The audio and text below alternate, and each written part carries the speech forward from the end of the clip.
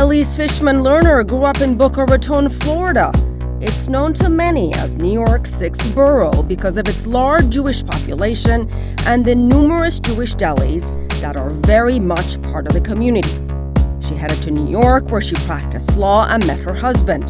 They settled in Washington, D.C., where they opened On Rye, a traditional Jewish deli with a modern twist that's blurring cultural lines and bringing people together.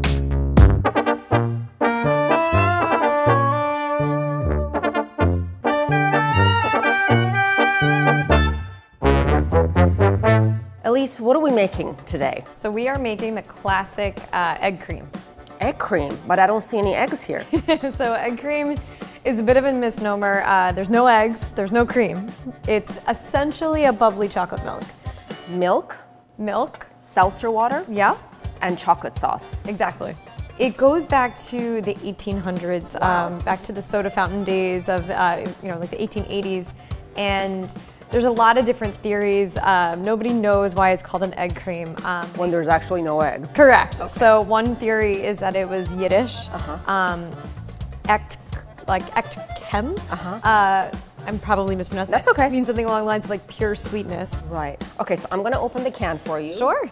And then you tell me, well, actually, I can probably read. So all the way up here, seltzer water? Oh no, so we start with the chocolate syrup first. So let's do that. And it has to be You Bet chocolate syrup. Okay, this particular brand. This particular brand.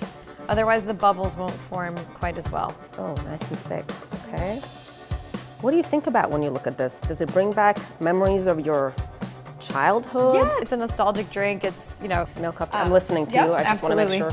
So for the seltzer part, I'm happy to give you a hand here. Okay. But basically, we're going to be stirring the entire time while you're How pouring about the I seltzer. pour, you stir? Perfect. That And just work? so you know, the bubbles will continue to grow. So I always. No, I changed my mind. Okay. You put that in there and I'll Okay. stir. So do I start the stirring now? So yeah, give it a good hard stir too.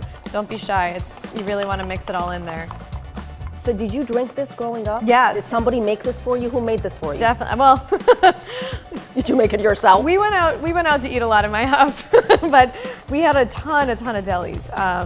And Because I have to be honest with you, I have never heard of this yeah, before. well, a lot of people nowadays haven't. So growing up in what was essentially like a New York retirement area, I had a lot of the classic things that were a few generations earlier than me. You're perfect. Really? You're all Thank set. you. I like perfect. Okay, so is this ready to? So this is ready to go. Consumed? Yeah. So you want that frothy, foamy head. Okay. And then I can give you a little bit more here if you want to top it up. Whoop. There you go. And then do I That's do it perfect. with a spoon or do I just put it on? You can, whichever you're more comfortable with. There are no rules. It's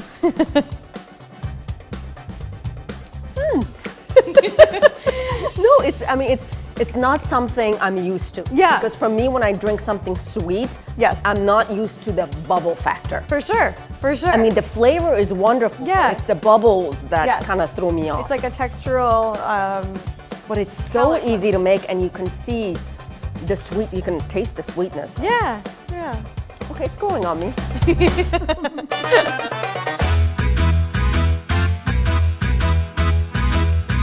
So now we're gonna make our smoked beet Reuben.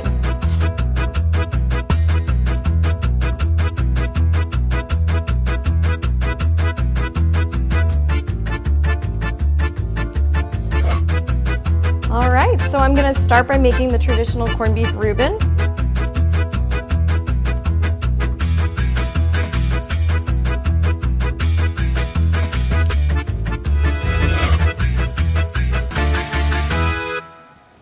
Ilyse, beautiful presentation with these sandwiches. Thank you. Talk to us about what we have. 2 kinds of Reuben sandwiches, which are a specialty here. Correct. So we actually have 5 Reubens in our restaurant total. What I have here is the most traditional Reuben, which is made with corned beef, sauerkraut, Russian dressing, melted Swiss cheese on pressed rye bread. What you actually have is one of our 2 vegetarian Reubens. That's our smoked beet Reuben. So instead of Swiss cheese, you actually have Gouda, and instead of corned beef, you have smoked beets. So your place is called On Rye. Yes. There's a lot of Jewish history behind it because you're Jewish. Yeah. So how does this place really, how is it different from another deli in Washington, in Chinatown, and how does it cross cultural barriers? Yeah, absolutely. So we try to do a healthy combination of the classics as well as modern twists. So your sandwich is actually a perfect representation of a modern take. So, increasingly people aren't eating meat as often. So people don't want those, Carnegie Deli style sandwiches that are, this high. We're becoming increasingly more, I think, aware of our ingredients, of our, so we try to take the very best ingredients we can get our hands on, and then we also do a modern twist. So we also have, for instance, a great example is a babka ice cream sandwich. So a lot of people haven't heard of babka. It's essentially a traditional Jewish, Eastern European braided loaf of, it's essentially bread mixed with chocolate or cinnamon or whatever fillings you like, but those are the two typical ones. So we take a slice of babka and we make that the cookie of the ice cream sandwich. Oh, wow. I grew up, you'd put a babka in the middle of the table and everybody kind of pulls it apart, and it's one of those like conversation you'd have to your coffee. Which actually brings me to my next question, the sense of community. Yeah, absolutely. That is very important to you. Really, it's not just about food, it's about the experience. Definitely. It's about bringing people together. Yes. So you've got the Asians, you've got Muslims, you've got Jews, you've got basically people of all ethnic and religious groups coming into your store. And what do they order? Like, give me an example. So, to us, the veggie Reuben is more inclusive of a number of different groups and their dietary restrictions. It's funny, there's so many similarities between, for instance, the kashrut laws of Judaism and Islam. And the vegetarian Reuben is a perfect menu item that we created for people who are, very observant, who wouldn't feel comfortable. And what is the biggest reward you get out of all this? It's funny, I would say it's a combination of satisfied guests and also actually like satisfied staff. I think that's more important and a true reflection of, if our team is happy, they work harder. Yeah, and I know that they'll make our guests happy. Well, thank you so much for your hospitality, for making these delicious sandwiches, letting me help you make this drink. Thank you. Inviting us into your place. Much appreciated. Thank you, Ilyse. Thank you. Unfortunately, On Rye closed its doors at the end of 2017. But Ilyse Fishman Lerner says they're actively exploring new opportunities.